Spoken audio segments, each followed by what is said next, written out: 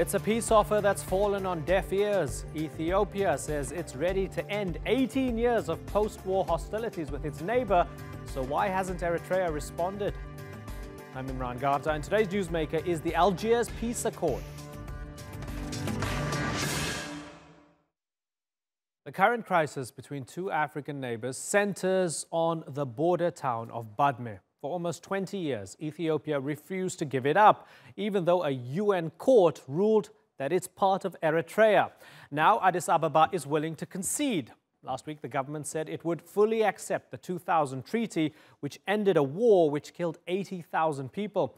Eritreans overseas were overjoyed, but the news was met with stunning silence at home.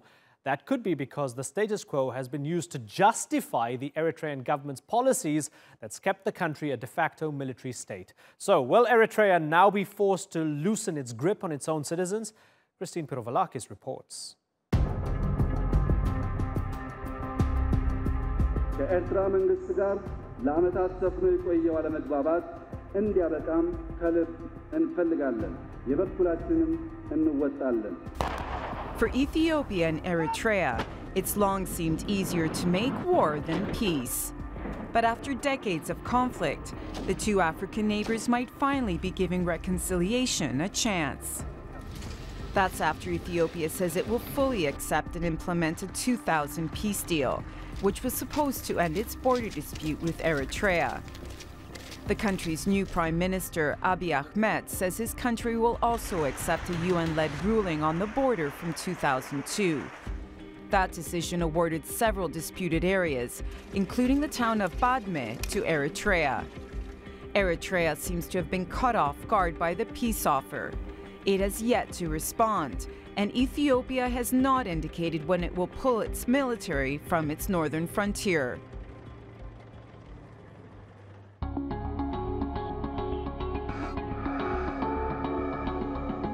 Once a part of Ethiopia, Eritrea spent nearly 3 decades seeking independence from Addis Ababa. It finally became a nation in 1993, but harmony was short-lived. The two neighbors fought again from 1998 to 2000 over control of Badme, which both sides claim as their own. More than 80,000 people were killed in the 2 years of fighting, and nearly 1 million were displaced. The UN stepped in to mark the borders after the war, but Ethiopia didn't implement the agreement. Tensions and periodic attacks have continued along the disputed border, most recently in 2016, when hundreds of people were killed. I hope this time around they won't repeat that stupid mistake of inviting us to wage a full-scale war. We choose to avoid full-scale war. That's why we have withdrawn our forces. The threat by its more powerful neighbor has been used by Eritrea's government to justify its hardline rule. It's cracked down on dissent and forced its young people to serve for years in the military, which many Eritreans see almost as a kind of forced labor. Poverty and forced national service have caused tens of thousands to risk their lives to reach Europe. All the youth in the country have migrated and become prey to the sea. Death has become the fate of everyone. The long and costly war has also hampered both countries' economies and development. Eritrea has said peace is impossible unless Ethiopia pulls tens of thousands of troops from disputed areas along the border. Ethiopia's announcement raises the prospect of an end to Africa's longest conflict, and under Ahmed, things seem to be changing. Now Eritrea needs to decide how genuine it feels the peace offer actually is, and whether it's willing to change the way it rules the country to achieve it. Christine Pirovalakis, The Newsmakers. Well, joining me now from Geneva, we have a former judge from Eritrea's Central Court, Daniel Mekonnen. He's the Executive Director of the Eritrean Law Society. And from Stoke-on-Trent in the UK, we have human rights specialist and law lecturer Awol Allo. Gentlemen, thanks so much for joining us on The Newsmakers. Awol Allo, let me begin with you. For those on the outside looking in, seeing Ethiopia make this decision and extend the olive branch, saying we're willing to accept the Boundary Commission's report and implement the Algiers Peace Accord, Is it as big as it seems? I think it is a very big decision, not just for the Ethiopian state and the Ethiopian people, but also for the region. And the Horn of Africa, as you know, is a geopolitically significant region for peace and security around the world. So I think it's not just for the Ethiopian people, the Eritrean people, and people in the Horn of Africa, but also globally. This is a very important decision because precisely because of the security problem between Ethiopia and Eritrea, the Horn of Africa has been increasingly unstable. Now, this is not to suggest that this is entirely due to the conflict between the two countries, but it was increasingly aggravated by the conflicts between the two countries. So the fact that Ethiopia, as a result of changes that are taking place within the Ethiopian state itself, decided to extend this gesture to Eritrea to fully and unconditionally comply with the Algiers decision and the decision of the Boundary Commission, I think that is a huge news. Daniel McConnell, why do you think Ethiopia is doing this? Is it all about Abiy Ahmed and him being a dynamic new maverick leader? First of all, I would like to start by acknowledging the importance of the latest move that has been taken by the Ethiopian government.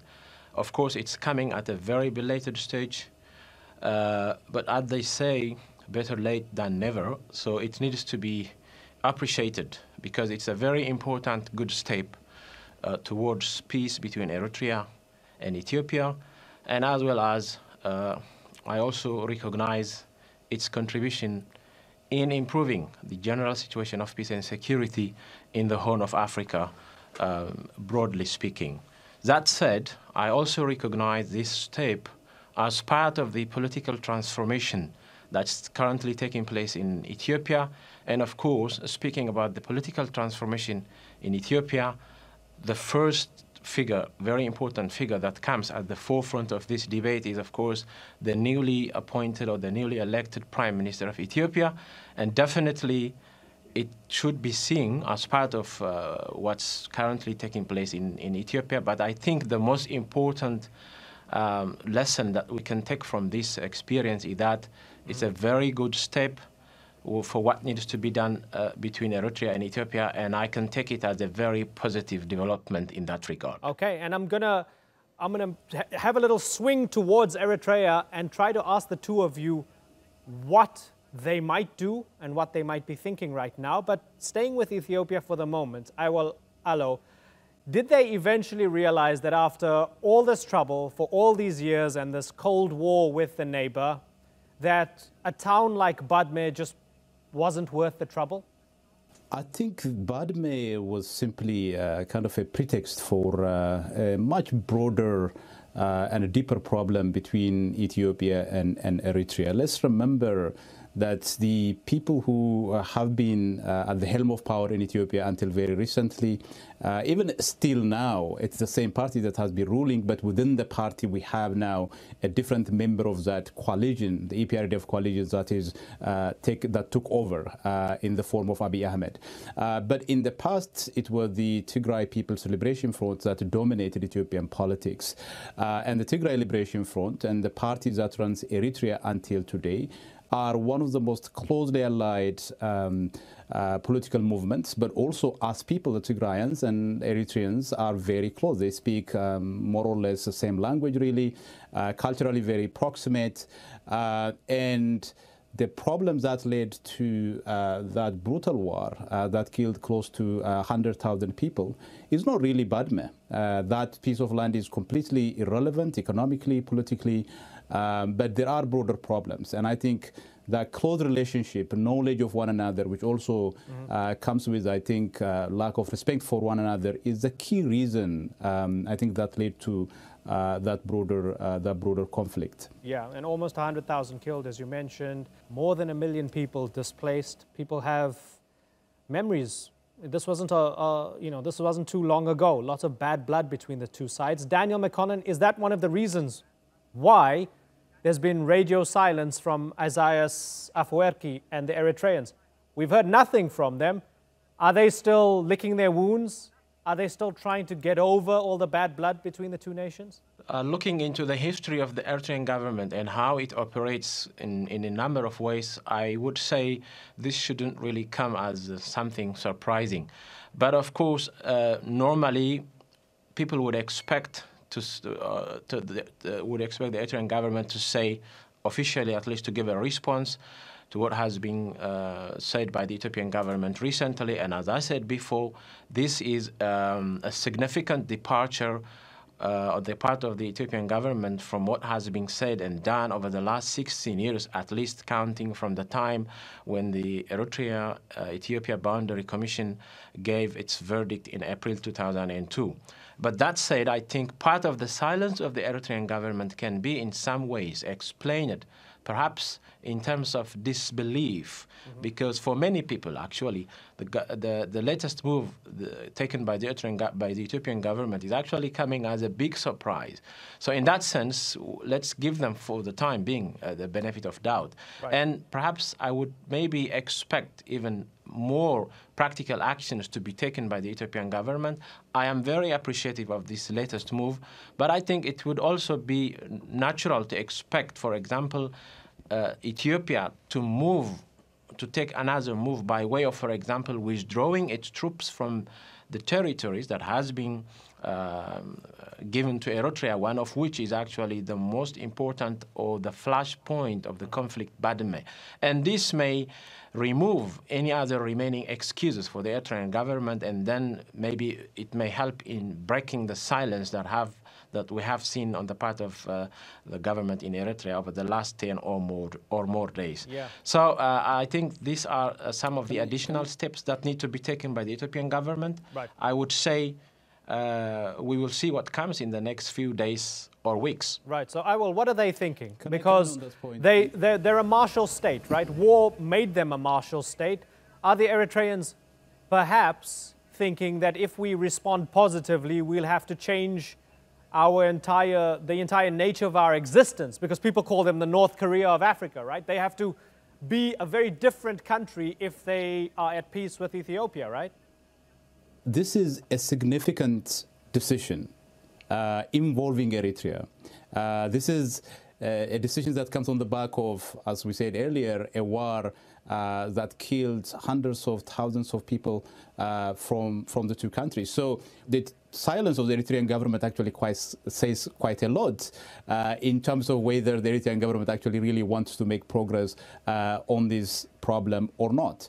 I think one very obvious point that a lot of experts have been pointing out is that Eritrea actually needs the security problem with Ethiopia to continue, because it's only if it has the security problem as a justification that it can continue to maintain the kind of control that it has over its population, and also maintain a large army, which is conscripting young people into the military, and one of the reasons why most people fled the country. Almost, according to some records, about 3% of Eritreans fled the country. So I think there are questions around the extent to which the Eritrean government is committed to making peace with Ethiopia. But the other argument is that, which says that Ethiopia should unilaterally withdraw from Badme. I think that misses the kind of complex relationship that exists between a country and the territory that country has been occupying for a very long time. Now, Badme has been under Ethiopia's control for a very long time, not just after the war, but before the war. And there are people who live in Badme. And there are also, I think, a large area that is covered by graves of soldiers who died there. So it would be unreasonable to expect the Ethiopian government to simply, remove whatever structures there without a determination as to what happens to the people who live there. So it's not a lot of ask, I think, on the part of the Ethiopian government to say to the Eritreans, let's discuss and in good faith and move forward with this situation. They are saying we do accept the decision fully and unconditionally. Right. Why is it difficult for the Eritrean government to sit down and negotiate? Okay, so Daniel, why should Ethiopia do any more than they've already done right now, and unilaterally withdrawing wouldn't just be a piece of cake? It would be very complicated. Why don't the Eritreans at least give an answer before that? Definitely, I agree partly with what has been said previously by Dr. Awal Alo. But what I'm trying to say here is I'm trying to make a point.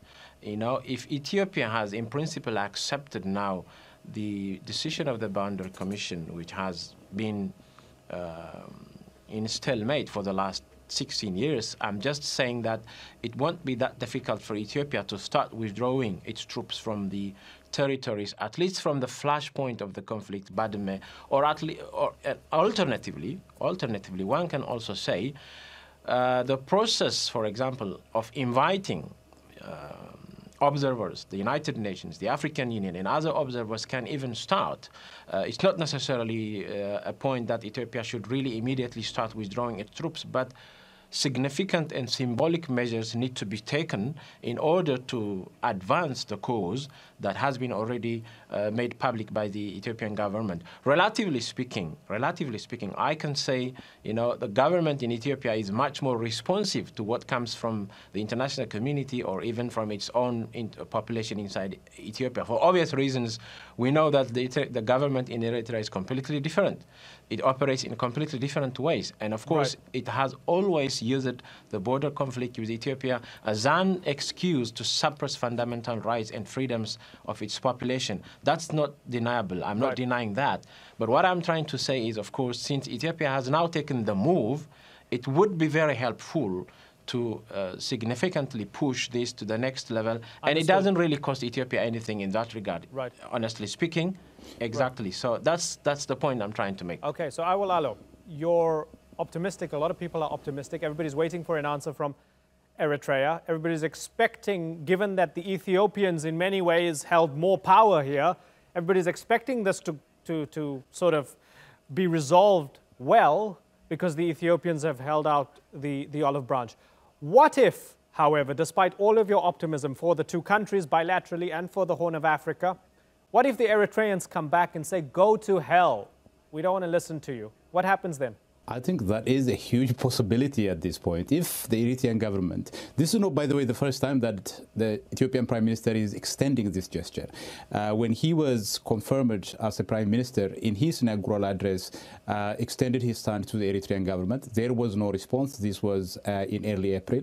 Again, for the second time, very specifically said that they will be unconditionally and fully committed and will be complying with this decision. Nothing so far from the Eritrean government. You cannot expect any responsible government that cares about peace and security to remain silent in the face of that very open call to move forward. So it is very likely that the Ethiopian government might simply not respond. But I think if the Eritrean government does not respond, it would be very difficult for the Ethiopian government to do things alone. I think it takes two to tango. You need a partner. Any discussion around settling that dispute would require the involvement of the Eritrean government. Eritrea is a sovereign state. Without Eritrea taking an active part, no other international organization, including organizations that were parties to the Algiers argument, which is the African Union and the United Nations, could do anything. So a peace partner is important. Well, we're all listening intently. We're waiting for whatever the Eritreans have to say, if they do have anything to say. But gentlemen, it's been great taking a deep dive and understanding this issue further. Awal Alo and Daniel McConnell, thank you very much for joining us on the Newsmakers. One of football's biggest stars, Egyptian forward and Liverpool's top goal scorer, Mohamed Salah, has now become the darling of Chechnya. Salah is in Grozny for the World Cup and was woken from his bed so that he could be paraded down the pitch alongside Chechen leader Ramzan Kadyrov. The problem is, Kadyrov is an accused war criminal, and Salah seemed unaware of the possibility that he was being used for political purposes. Salah smiled for the cameras, while Kadyrov gushed that Salah was the best striker in the world. Well, before we get ahead of ourselves, why is this a big deal? Well, to unpack the controversy, let's speak to Rachel Denver from New York. She's a deputy director at Human Rights Watch. And in Washington, D.C., we have Christian Carroll. He's a Chechnya specialist and opinion editor with The Washington Post. Great to have both of you on the program. Rachel, let me start with you. Why is Ramzan Kadyrov a controversial figure when it comes to the human rights of his people? Ramzan Kadyrov is a controversial figure because he has been running Chechnya like his own personal fiefdom for the past 10 years, is responsible for a massive crackdown on human rights and for crushing of all dissent, and has turned Chechnya basically into an enclave of fear by crushing dissent, by intimidating forcefully and brutally people who disagree with him, publicly criticize him, by presiding over security forces that torture people, that carry out enforced disappearances, and by arresting human rights defenders on completely bogus grounds, and also by last year presiding over a brutal anti-gay purge in Chechnya. Right. So he's quite controversial. Right. So Christian Carroll, given the international platform now and the opportunity, for example, to take someone like Mohammed Salah and parade him around, is this what Kadyrov does? Is he going to milk the attention and use it as a PR campaign? Well, that, I think, is exactly what he's trying to do. Kadyrov has been very skillful at leveraging his position to get money from Moscow and increase his own influence inside Russia. And another thing that he's been doing is cultivating his image as a Muslim leader by, for example, staging huge rallies in the Chechen capital in favor of persecuted Muslims in Myanmar, Burma. So the idea of taking Mo Salah, who is this tremendous hero in the Islamic world, and parading him around in Grozny is a great way of bolstering Kadyrov's credentials on that front. Right. Rachel, how do you feel about him parading Salah around? Well, it was 100% predictable. As soon as we found out that that Chechnya was going to, that Grozny was included in the list of cities to host teams, we pointed this out to FIFA. We pointed it out that this is a huge problem, that Egypt had chosen Grozny as their host team city, and we said exactly that Kadyrov was going to take advantage of this to bolster his image. I think it's horrible that and wrong that Kadyrov would choose to do that. But he had, once you basically award Grozny with this privilege of hosting a World Cup finalist without connecting that to certain conditions, this is pretty much a predictable result. Mm-hmm. Christian, how much of this reflects badly on Putin, or does he care at all? Because given Chechnya's relative autonomy, is he really bothered about any bad press that might come out of this? Well, I think that Putin sometimes regards Kadyrov as a bit of a nuisance, but they've struck a deal over the years, which is basically that, as Rachel said so well, Kadyrov gets his fiefdom. He can do whatever he wants there as long as he preserves the peace and maintains some kind of stability. It's a very unstable and treacherous peace, I might add. But as long as Kadyrov keeps a tight lid on things in Chechnya, Putin is content to give him a lot of latitude to do what he wants. And Kadyrov uses that latitude, as we've seen on this occasion, quite happily. Yeah, Christian, you know the place better than most. Is it in any way, shape or form a free society within Chechnya? Well, I'd put it this way. First of all, it's a very, very traditional society. People are very attached to their traditions, to their families, to their clan connections. And Kadyrov has really built on some of these traditions to create a kind of all-encompassing dictatorship. I think Rachel described it very well. It is certainly not a free place today in any sense of the word. And I think one of the most fascinating things about it is the way that he's used his position to, for example, establish a very male-dominated system, again, drawing on certain Chechen traditions. Right. But he has stated very directly that, women are supposed to be subordinate and shouldn't speak too loudly. And that kind of gives you an idea of the sort of regime that he's running. Yeah, a lot of macho symbolism as well, having a look at his Instagram and things like that. Rachel, before I broaden this out and bring in a handful of other guests and talk more about the World Cup, I wonder what this Salah incident, this Salah and Kadyrov incident, tells you about what's to come in the month ahead. Is this a harbinger of controversial and unique and only in Russia moments that we're going to see over the next month?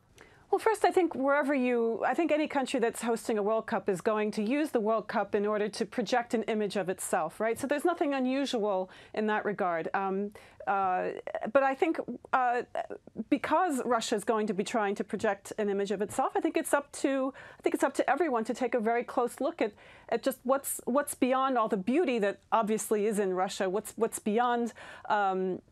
You know, what's beneath the surface, and to look at the human rights situation. And looking at Chechnya in particular, there's one thing I think that people really should look at, and that's that there is a major human rights activist that Kadyrov locked away in January on completely bogus marijuana charges. He should be freed. We've called on FIFA, which has a human rights policy now for all places where FIFA has operations, and that includes Chechnya now.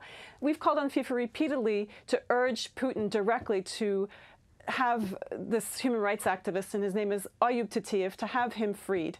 So I think that as long as the Egyptian team continues to train in Grozny, I think Kadyrov's probably going to look for more opportunities to boost his image. Absolutely. That's what we predicted. Okay, Rachel and Christian, it's been a pleasure having both of you on the Newsmakers. I thank you very much for joining us.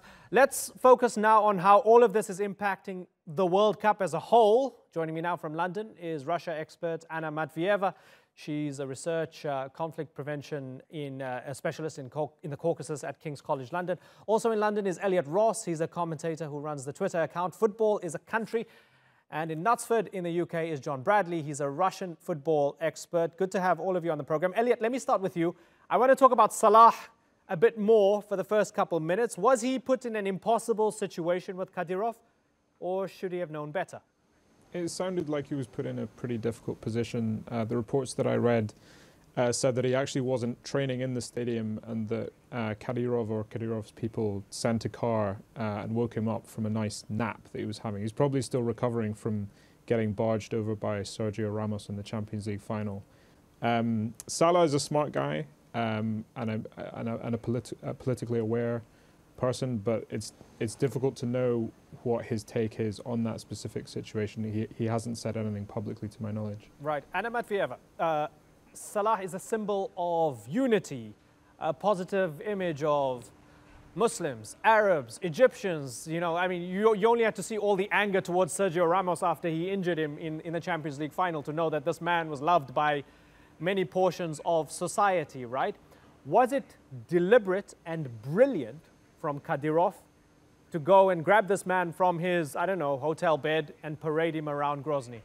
Well, absolutely, because Kadyrov also is trying to promote the same image himself, that you can be all things. You can have Islamic way of life, but you can have also good time. You can be a hero, but you can be also merciful to your enemies. You can be a strong man, but you can be generous. So that has been something which created quite a lot of calling for Kadyrov within Chechnya, within other Muslim men in Russia, and increasingly he is reaching out to these constituencies around the world. So in that way, Salah fits into this picture very nicely. This is not the first time when Kadyrov used celebrities to boost his image quite successfully. Gerard Depardieu, which does not fit into kind of cool footballer image, has been there, but it does work. And the fact that Kadyrov is being criticized by a human rights group, by what is seen as Western liberals, actually increases his popularity. That's interesting. He can say, yeah, they criticize me because I matter. Yeah, that's a good point, you know, and sometimes we need to get out of our echo chamber to realize that perhaps this has given him more support over there. John Bradley, fundamentally, people are asking the question, given what happened with Salah and Kadyrov, given the controversy with regards Russia in general, I wonder, is it fair to say that during this World Cup, Russia is going to use the beautiful game and some of the beautiful proponents of the game for propaganda purposes? I think with Kadyrov particularly, he's always liked to align himself to celebrities. He's paid fortunes to footballers down the years to get them over to Grozny to play in Legends matches that he could play in himself. He's met with celebrities, he's met with boxers, he's paid fortunes to get people to the country. And I think maybe you give him a little too much credit in terms of he's using it for his own propaganda status. I think he's just a bit of a fanboy, and he likes to mix with these type of people, and he's got the money to do so, and he pays them to go over just to hang out with him. And I think that that's what he likes to do when he goes around dressed in his tracksuit. I think that in terms of the World Cup as a whole, I think that obviously it's going to be under the microscope, and people are going to be closely looking at the behaviour of the supporters in terms of hooliganism and racism and homophobia as well. But I think that, you know, those have all been dealt with quite specifically by the leaders in Russia in the build-up to the tournament. And I think also we're going to have a very different type of audience watching the games that we would have normally watching Russian football matches. OK, let me ask you, Elliot, then let's have a little pivot towards racism, and we fold a lot of this stuff in.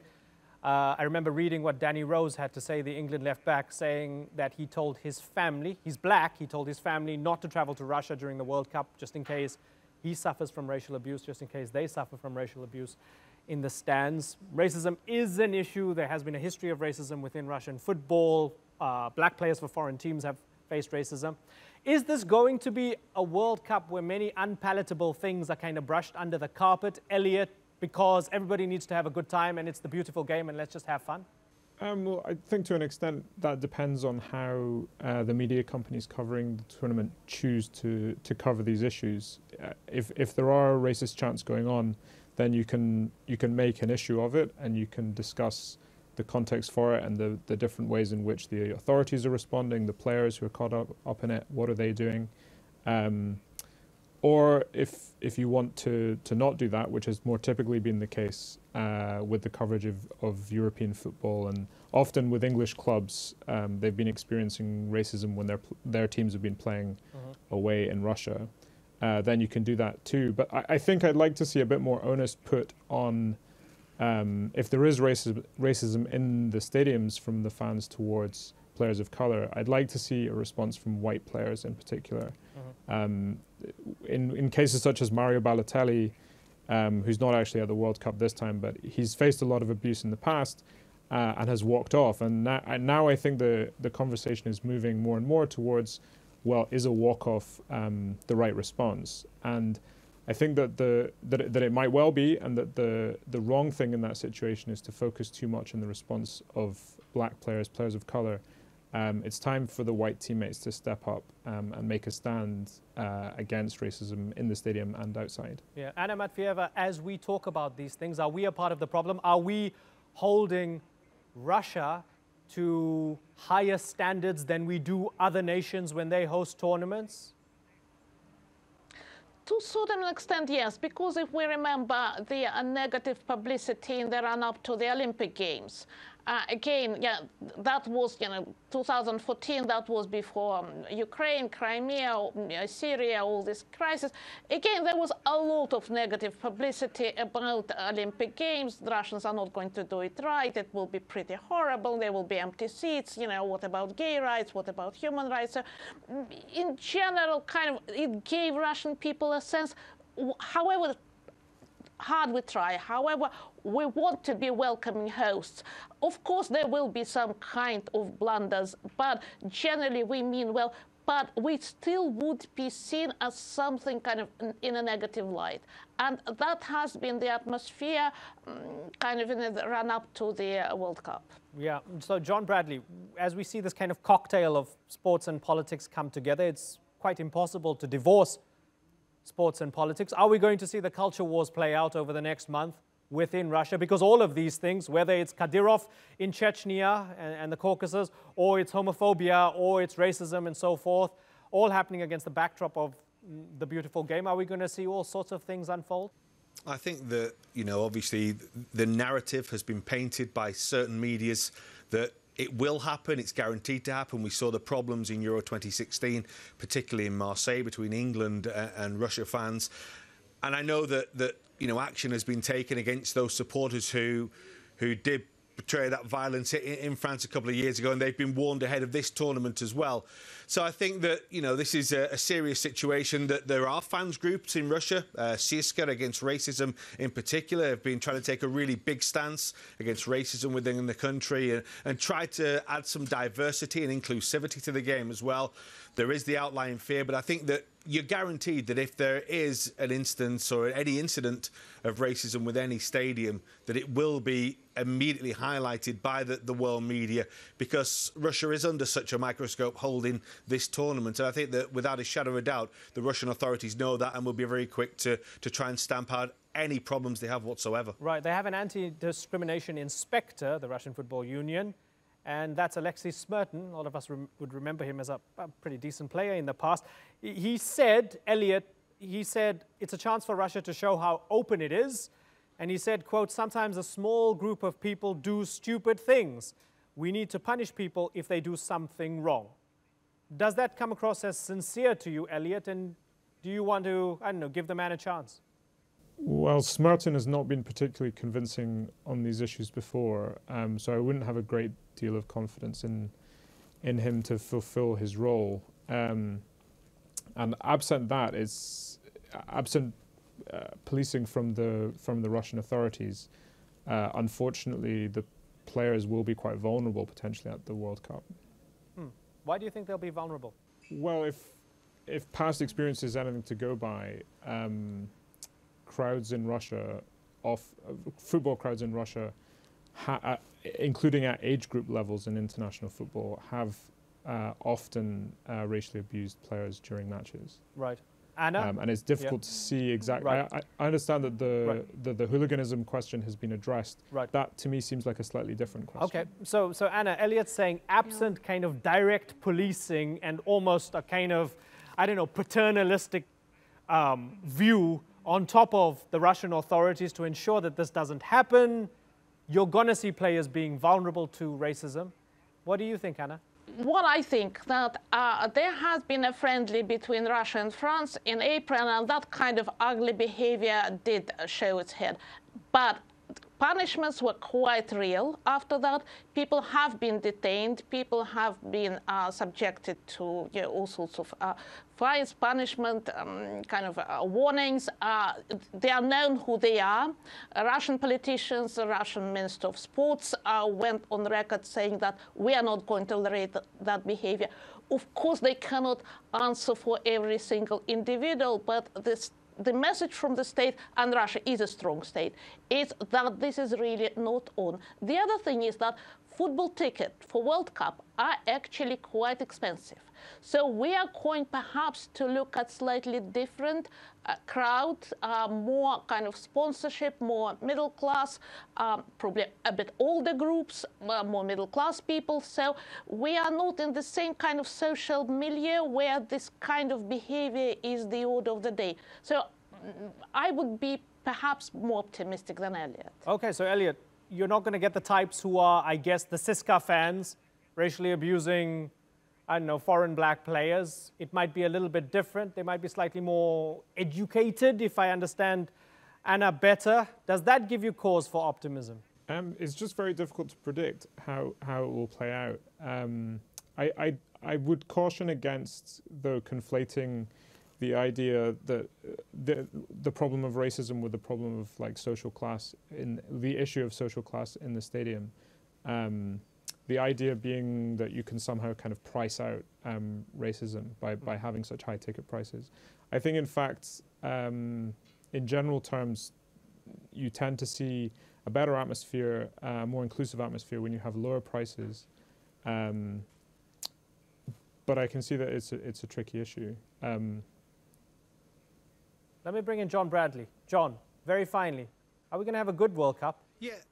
I think in terms of the crowds that we're going to see more families. We are going to see more inclusivity within the stadiums. It is going to be a different type of audience than you will see in your standard Russian Premier League game or at a UEFA Champions League game, quite simply because we're not going to have quite the same tribalism that we have, where those supporters and ultras who follow Zenit, CSKA or Spartak or any of those teams that play regularly in European football, it's going to be a different type of crowd that we see at the World Cup. We see it at every tournament that we go to. and I think that will prevent any major problems we have. Of course, we did see that game in St. Petersburg where Russia did take on France. It's a game that I was covering as well, and it was a small number, but it is still too many, no matter how many there are, as a small number. But, you know, in terms of what we're going to see for the World Cup matches, perhaps maybe at the Russia games there will be more and more tribal atmosphere, but I think certainly the supporters in Russia are much keener and more excited to see the world stars that we're going to see over the next few weeks than see their own team. Okay. Well, we're all looking forward to the World Cup. We hope it's not ugly. We hope it's fantastic. Anna Matvieva, Elliot Ross and John Bradley, I thank you all for joining us here on the Newsmakers. Antarctica is a continent unlike any other, pristine, a haven for wildlife, and governed unlike any other territory on Earth. More than 24 countries control the land, and Turkey would like to join that elite group. A team from TRT World went with the second ever Turkish Antarctic expedition, and Alican Ayanlar was with them. Here's his report on the world's frozen frontier.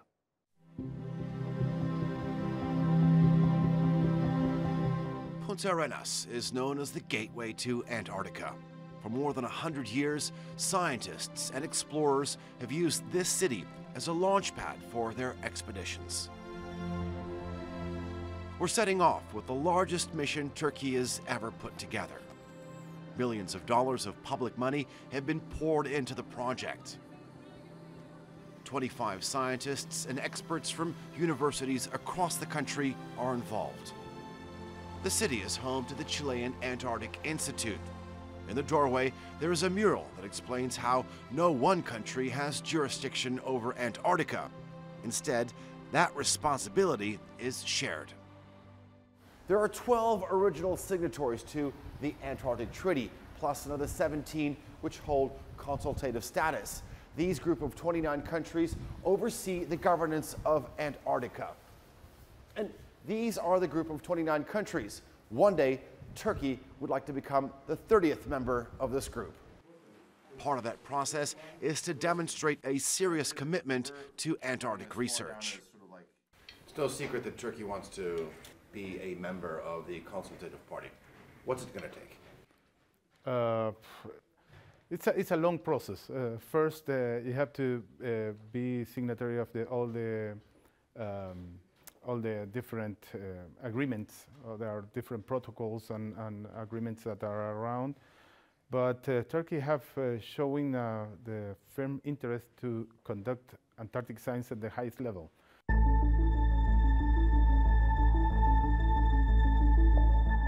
We're on board the Antarctic Warrior, a cargo vessel and floating base that transports us from site to site. 15 scientific projects are looking into a range of pressing issues for the continent, like climate change and the melting ice. Attila is a geologist interested in the retreat of Antarctica's glaciers.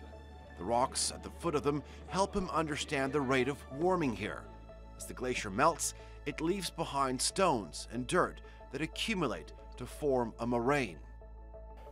If we know when this moraine was deposited here, we will know how fast the climate is warming, and we can predict for the future climate how fast we will again change in that direction. So this is extremely important. And Antarctica is one of the fastest warming places on Earth. It's 4 or 5 times faster than the global average. So it's extremely important. Dating the rocks is a delicate process that begins in a crude way.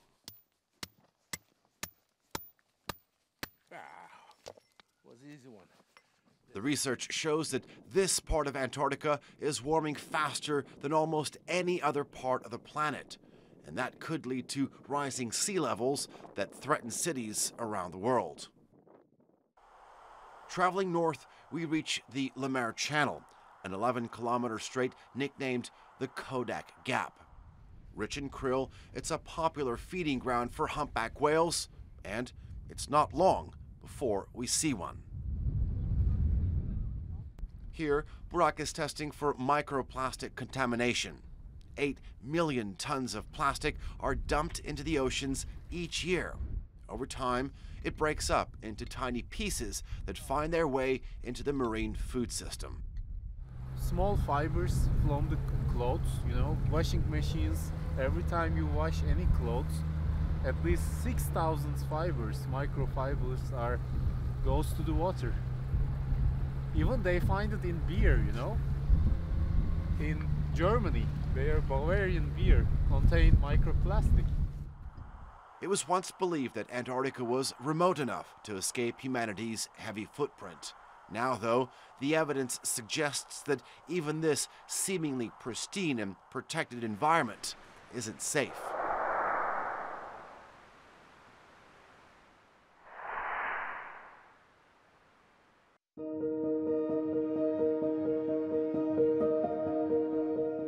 Antarctica and the treaty that governs it is facing new geopolitical challenges. Tourism and fishing have expanded in recent years. The number of research stations has grown too. There are now about 75 on the continent. It all amounts to a nervous secretariat hoping that no one upsets the delicate balance. As part of Turkey's effort to play a greater role in Antarctica, it too is considering building a permanent research base. The challenge is to do so according to the guidelines and the spirit of the Antarctic Treaty. Seeing all these beautiful creations, I'm having conflicting feelings. On one hand, we should be here to witness, to learn from these incredible environments. But on the other hand, I feel like we're trespassing. We're disturbing the genuine residents of this continent. And yeah, we should be present here, but our presence should be as harmless as possible and as seamless as possible. So in order to do that, we need to use all our knowledge, all our resources, state-of-the-art technology to accomplish this task.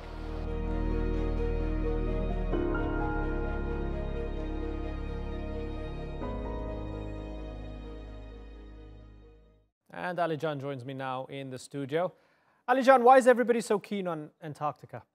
Well, it's a truly amazing place, and it all depends on who you are, and that will give you the answer why you're there. If you're a scientist in the field of climate science or a researcher wanting to find answers on how man-made pollutants make their way to the bottom of the earth, posing a threat to the region's delicate ecosystem, then there's no better place than Antarctica. It's ground zero. It's the belly of the beast. A quick example in terms of climate science, most of our planet's fresh water is in Antarctica, solid state.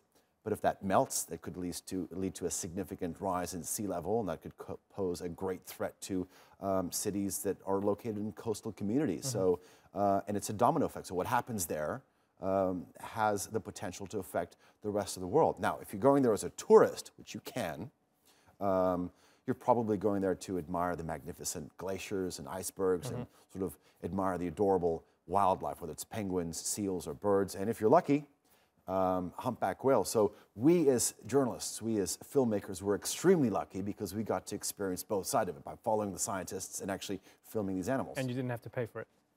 There you go. But for those who look at the different nations getting involved now, is it a scramble for the Antarctic? Is there something that these countries want out of the place? Well, definitely. But in terms of a scramble, yes and no. You have these traditional powerhouses like the US's, the Russias, the France's, the UK's, and they've had a significant presence on the white continent since the late 1950s. On the pretense that all activity is sort of based on science and peace. But there are territorial disputes. When we were on the Antarctic Peninsula, that's claimed by 3 countries, Chile, Argentina, and the UK. Another example, sort of in the late 80s, during the time of General Pinochet, the Chileans actually set up this town, Villa las Estrellas, City of the Stars. Today it has its own post office, its school, its church, even its airstrip. So these are all moves to actually bolster countries' territorial claims in Antarctica. Yeah, and usually, I'm not going to ask you why, but usually, studies are focused up top at the Arctic and not down bottom. So this is fascinating that you went and you give us some insight into what's going on down at the bottom. I'm fascinated. I'm just curious. I mean, for you, telling the story, going through this long journey, spending all the time there, not having access to the internet, I guess, for most of the time. What was it like? It wasn't easy. It had its moments where I asked myself, why am I here? I want to go home, but obviously you don't have that, that option. But especially both physically and emotionally, there were very tough times. For me, crossing the Drake Passage was probably one of the most difficult moments. It's one of the most treacherous stretches of water. 8 to 9 meter waves, winds howling at nearly 200 kilometers an hour. It was definitely not my finest hour or finest day. I rarely left the confines of my bunk bed, sticking to a strict regimen of Dramamine to sort of overcome the seasickness. But in terms of physical conditions, the cold wasn't that tough, to tell you the truth. We only saw about minus 15 degrees, which is not too bad. But it was the wind and the ice that actually posed the most difficult parts in terms of doing our jobs. We live in Istanbul. It's noisy. There are a lot of distractions. We travel to places where things are happening, where news is happening. You're chasing things happening. Things are either, I don't know, on the bad end of the spectrum, blowing up, or things are happening in terms of politicians doing things, dramatic things happening. You went to a very quiet place and you had to tell a story. How does that work? Well, like you said, it's the complete opposite end of the spectrum. But there you're at the mercy of weather conditions. We were staying on a boat, so a lot of the time it was Mother Nature that dictated whether we could go out and actually do our jobs. But once we were on the White Continent, my God, you could see the visibility was amazing. You could see for tens of kilometers. You could hear things. I felt that I had superpowers. So it was very different to come out of a sort of a chaotic lifestyle, or controlled chaotic lifestyle that we have not only in Istanbul, but as journalists in general, but to go there and to experience something on the opposite end of the spectrum was truly unique. Alican Ayanlar, great to talk to you. Good to get that insight into Antarctica. I don't know anybody else who's been to Antarctica except for you and Jonjo, so. Well, I don't know anybody who's been to North Korea, so. There we go. We're even. And that's all for this edition of The Newsmakers with me, Ramzan Kadyrov. You can check out more of our stories on YouTube, Facebook and Twitter. Remember to like, follow and subscribe. Next time, we uncover the extent of Venezuela's health crisis as thousands go without medical care. Is it just the president who's responsible, or are sanctions also to blame? Until then, thank you for watching. Bye-bye.